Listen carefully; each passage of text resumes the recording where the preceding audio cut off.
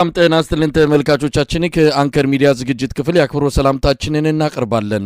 በአማራ ክልል በተለያዩ አካባቢዎች የሚደረገው የሉና ተጋድሎ ተጠናክሮ በቀጠለበት በዚህ ወቅት ምርጫ ቦርድ በመከላከያ ሰራዊት ካምፖች የምርጫ ጣቢያዎችን እያቋቋመ እንዳለ ተገለጸ። የአማራ ክልል የምስለኔው አስተዳደር የጸጥታ አመራሮች ምርጫውን ለማደናቀፍ የሚደረገውን እያንዳንዱን እንቅስቃሴ በትዕግስት አንመለከተውም ሲሉ ማስጠንቀቃቸውም ተሰምቷል። በአማራ ክልል በተለይም በጎጃም መጠነ ሰፊ የሆነ የማጥቃት እንቅስቃሴ በአማራ ፋኖ ብሔራዊ ንቅናቄ የቴዎድሮስ እዝ አማካኝነት እየተካሄደ እንዳለ ነው የሚደርሱን መረጃዎች የሚያመለክቱት። እነዚህን ወደ እናንተ የምናደርስበት ከፋኖ መንደር የተሰኘውን መርሃ ግብራችን ነው ይዘን የቀረብነው። የዘውትር ተሳታፊያችን መስመር ላይ ይገኛል። በጣም አመሰግናለሁ። አውደ ውጊያ ውሎችን በተመለከተ ከሱን ጀምርና አጠቃላይ ሁኔታውን እንመለከታለን። መረጃዎች እንደሚያመለክቱት ከሆነ የእዝ መሪዎች እጃቸውን እየሰጡ እየተደመሰሱም እንዳለ፣ አራተኛው ኮሎኔል ጎንደር በተካሄደው ውጊያ እንደዚሁ እጅ መስጠቱም እየተገለጸ ነው ያለው። እስቲ ውጊያዎቹን በተመለከተ በእጅ የሚገኙ መረጃዎችን ብታካፍለን። ዛሬ ከተገኘው ድል ልጀምር። እንግዲህ እንደሚታወቀው በጎጃም ለተከታታይ አንድ ሳምንታት በቀጠለው ውጊያ በተለይ በዋናነት ሰሜን ጎጃም ጎንጅን ቆለላና ለባህር ዳር 40 ኪሎ ሜትር ርቀት ላይ በምትገኘው አዴት ከተማ የፋኖ ኃይሎች ተቆጣጥረው ክሳራ ማድረሳቸው ይታወቃል። እንዲሁም በምዕራብ ጎጃም ለተደጋጋሚ ጊዜ ያገዛዙ ጦር ወደ ደጋዳሞት ፈረስቤት ከተማ እየገባ እየተደመሰሰ የወጣ መሆኑና በደጋዳሞት በተፈጸመው የማጥቃት እንቅስቃሴ የፋኖ ኃይሎች በከተማዋ የነበረውን አዲስ 2 ክፍለ ጦር ምሽግ ውስጥ ገና ሳይለማመድ ከበባ በመፈጸም የአንድ ኮሎኔልን ጨምሮ በርካታ መስመራዊ መኮንኖችና 200 በላይ የአገዛዙን ጦር መደምሰሳቸውንና በርካታ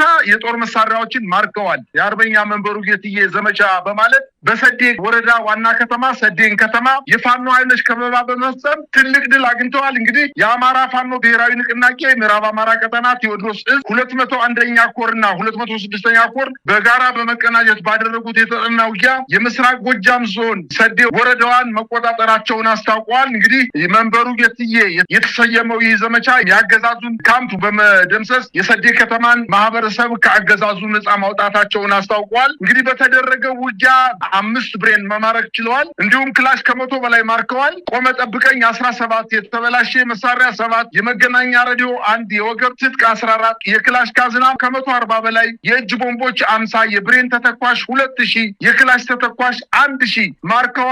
ፓትሮል ዳብል ጋቤና 4 የአምቡላንስ መኪኖችን ለወታደራዊ አገልግሎት ሲጠቀሙበት የነበረን አንድ ከወታደራዊ ካምፕ ውስጥ አግኝተው ማርከዋል። ሞተር ሳይክሎች 15 ሌሎችም በርካታ ተንቀሳቃሽ መኪኖችን ማርከዋል። የአገዛዙ ጦር ለሰራዊቱ ምግብ ሲጠቀምበት የነበረ ከ60 ኩንታል በላይ ጤፍ በካምፓቸው ውስጥ ከ10 ኩንታል በላይ ስኳር፣ 1 ኮንቴነር ዘይት መማረካቸውን አስታውቀዋል። መከላከያ እንግዲህ ከመካከለኛ እስከ 100 አለቃ ማዕረግ ያለው መማረካቸውን፣ ፓራ ኮማንዶዎችም እንዲሁ መማረካቸውን፣ በርካታ ሚሊሻዎች መማረካቸውን በአጠቃላይ በተደረገው ውጊያ ከ90 በላይ የመከላከያ ሰራዊት 22 የፓራ ኮማንዶ ተብሎ የሚጠቀሱት እንዲሁም 55 ሚሊሻ በተደረገው ውጊያ የተደመሰሱ መሆኑን በአጠቃላይ በድምሩ ከ167 በላይ የአገዛዙ ጦር መደምሰሳቸውንና ከተማዋን በቁጥጥራቸው ስር ማድረጋቸውን አስታውቀዋል። እንግዲህ በተደረገው ውጊያ በርካታ የአገዛዙ ጦር ከከተማዋ ወጥቶ ማምለጥ በማይችልበት ደረጃ በርካታ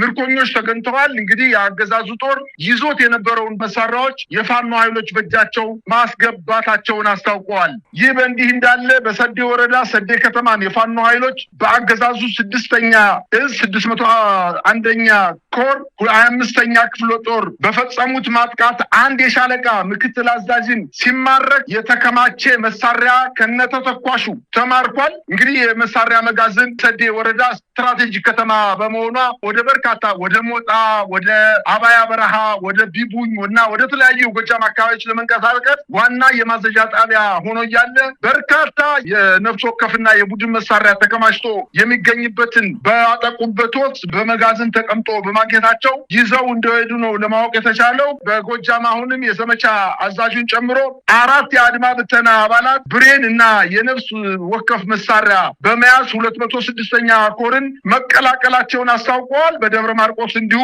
ደብረ ማርቆስ ከተማ ላይ 11 አድማ ብተና የቡድንና የነፍስ ወከፍ መሳሪያ በመያዝ 206ኛ ኮር 14ኛ ክፍለ ጦርን መቀላቀላቸውን አስታውቀዋል። በሌላ በሌላ ዜና እንዲሁም በማዕከላዊ ጎንደር ከምስራቅ ደንቢያ እስከ ማክሰኝት ያገዛዙ ሁለት ክፍለ ጦሮች የፋኖ ጠንካራ ይዞታ የተባሉትን አካባቢዎች ለመቆጣጠር ከጎንደር 30 ኪሎ ሜትር ርቀት በሚገኙት በእነዚህ አካባቢዎች በተለይ በዋናነት የአጼዎቹንና የበጌምድር ክፍለ ጦር አመራሮችን ለማፈን እንቅስቃሴ ባደረገበት ሰዓት በተለይ የ57ኛና 74ኛ ያገዛዙ ክፍለ ጦሮች በሌሊት ተጉዘው በዋናነት በአምስት አቅጣጫ ከማክሰኝት ከተማ እንዲሁም ከአርባይቱ እንስሳ በኩል በጸዳ በኩል በደንቢያ ወረዳ በኩል በሮቢት አድርገው በአዲስ ዘመን ኢንፍራንስ በኩል አድርገው በርካታ ኃይሎቻቸውን በአምስት አቅጣጫ የፋኖ ኃይሎችን ለማፈን እንቅስቃሴ ቢያደርጉም እነሱ እንደገና ከበባ ውስጥ ገብተው ከባድ ክሳራ ደርሶባቸው ተበታትነው እንደተመለሱ ነው መረጃዎች የሚያመላክቱት።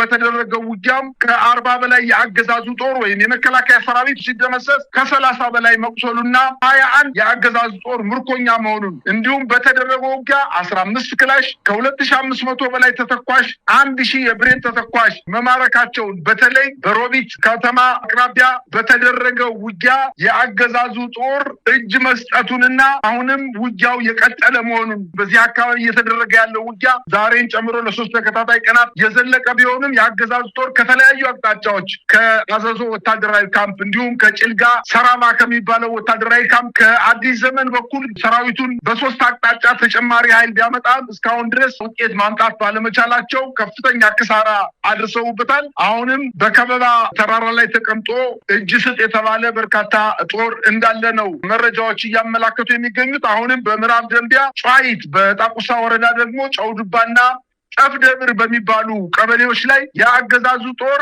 በፋኖ ኃይሎች ከበባ ተፈጽሞበት ውጊያ ላይ እንደሆኑ ነው ለማወቅ የተቻለው። በሌላ ዜና እንዲሁ በሸዋ መራቤቴ ቀጠና የፋኖ ሸዋ ጠቅላይ ግዛት አሳምነው ዕዝ በኮሎኔል ማቴዎስ ማዴቦ የሚመራው የአየር ወለድ 101ኛ ክፍለ ጦር የአጼ ዳዊት ክፍለ ጦር በወሰደው ማጥቃት 25 የኮማንዶ አባላት በሰዓታት ውጊያ መገደላቸውና በሚዳና ሬማ ወረዳ ከንጋቱ 11 ሰዓት በተፈጸመባቸው ማጥቃት በአራት አቅጣጫ ሲመጣ የነበረውን የአገዛዙ ጦር አሁንም ገጥመው ክሳራ እንዳደረሱበትና በተለይ በሚዳና ሬማ ወረዳ አካባቢ ከ25 በላይ የአገዛዙ የኮማንዶ ኃይሎች ተደምስሰዋል ብሏል። እንግዲህ ከዓለም ከተማ ተጨማሪ ጦር አስመጥቶ አካባቢውን ለመቆጣጠር ጥረት ቢያደርግም እንዳልቻለ ነው መረጃዎች እያመላከቱ የሚገኙት። በሌላ ዜና እንዲሁ በወሎ አምባሰልና ጉባላፍቱ ወረዳዎች ላይ የ101ኛ 104ኛ 106ኛ ኮሮች የሚኒሊክ ዕዝ 3 ኮሮችን በመቀናጀት በፈጸሙት ማጥቃት ከ70 በላይ የአገዛዝ ጦር መደምሰሱን ለማወቅ ተችሏል። በአምባሰል ወረዳ ሚላዊ በተባለ ቀበሌ፣ በጉባላፍቶ ወረዳ ዳንጉላትና በሸዊት ቀበሌዎች ላይ ስቦ በመምታት በሚለው ስትራቴጂያቸው የአገዛዙን ጦር ወደኋላ ከፍተው ካስገቡ በኋላ ከ70 በላይ የአገዛዙ ጦር መደምሰሳቸውን አስታውቀዋል። ተከቦ የሚገኘውን የአገዛዙ ጦር ለማትረፍ ወልዲያና መርሳ የአገዛዙ ጦር ተጨማሪ ኃይል ለማስመጣት ጥረት ቢያደርግም እንዳልቻለ ነው ለማወቅ የተቻለው። እንዲሁም በዳውንት ወረዳ ኩርባ ከተማ ወታደራዊ ካምፕን አጥቅተው ሚኒሊክ ዕዝ 206ኛ ኮር በአገዛዙ ጦር ላይ በወሰደው እርምጃ የወታደራዊ ካምፑን መቆጣጠሩና በካምፑ ላይ የነበሩ የአገዛዙ ጦር መደምሰሳቸውንና ቀሪዎቹን መማለካቸውን ከዛ አካባቢ የደረሰኝ መረጃ ያመላክታል። ይህ በእንዲህ እንዳለ በዳህና ወረዳ በሚኒሊክ ዕዝ 303ኛ ኮር በተፈጸመ ማጥቃት 28 ሚሊሻ አድማ ብተና ፖሊስ እና ሌላ የፓራ ኮማንዶ ኃይሎች መደምሰሳቸውና በተጨማሪ 26 የአገዛዙ ጦር ከነሙሉ ትጥቃቸው በተደረገው ውጊያ እጅ መስጠታቸውን ለማወቅ ተችሏል። 44 የነፍስ ወከፍ መሳሪያም ከነዚህ ኃይሎች የፋኖ ታጋዮች መማረካቸውን አስታውቋል። ከተማረኩት መካከል ከግማሽ በላይ የሚሆኑት ከዚህ በፊት የተማረኩና የተሐድሶ ትምህርት ተሰጥቷቸው ወደ የቤተሰቦቻቸው በሰላም የተሸኙ ሆነው ነገር ግን የአገዛዙ ጦር በየሄዱበት በየቤተሰቦቻቸው በግድ አፍኖ ወደ ውጊያ ያስገባቸው መሆኑን ከምንጮቻችን ያገኘነው መረጃ ያመላክታል። ከዚህ በተጨማሪ ከ70 በላይ የአገዛዙ ሚኒሻ አባላት ከራያ ቆቦ፣ ራያ አላማጣ፣ ራያ ባላ እንዲሁም ከኮረምና ጨርጨር ከተባሉ ቦታዎች የፋኖ ኃይሎች እና የሚኒሊክ ዕዝን መቀላቀላቸውን አስታውቋል። የአገዛዙ ጦር በአጠቃላይ የፈረሰ ነው። በተለይ በዋናነት የሚኒሻና የአድማ ብተና እና የፖሊስ ኃይሎች አሁን እየገባቸው በመምጣቱ በጋራ በመቀናጀት በአንድ አቅጣጫ ከ70 በላይ በደብረ ማርቆስ አካባቢ እንዲሁም ከ20 በላይ የአገዛዙ ጦርን እየከዱ የፋኖ ኃይሎችን ከነ ስናይፐራቸው እና ከነፍስ ወከፍ መሳሪያቸው ጋር እየተቀላቀሉ እንደሆነ መረጃዎች ያመላክታሉ። በጣም አመሰግናለሁ። ዝርዝር የሆነ የውጊያ ውሎችን የተመለከተ ዘገባ ነው ያቀረብክልን። እንግዲህ እንደምንሰማው ከሆነ ከቅርብ ጊዜ ወዲህ ወታደራዊ አዛዦች፣ ኮሎኔሎች በተደጋጋሚ እየተያዙ እየተማረኩ እየተደመሰሱ እንዳለ ነው የሚነገረው። የቴዎድሮስ እዝ በአንድ ሳምንት ውስጥ ብቻ 3ኛውን የአብይ አህመድ ከፍተኛ መኮንን መማረክ መቻሉን ነው የሰማ ነው። ጎንደር ላይ ተመሳሳይ መረጃዎች ናቸው የሚወጡት። ምንድን ነው ይሄን የሚያሳየው? ወታደራዊ አዛዦች ግምገማም እየተቀመጡ ነው። ለምንድን ነው የምንሸነፈው? ለምንድን ነው በየጊዜው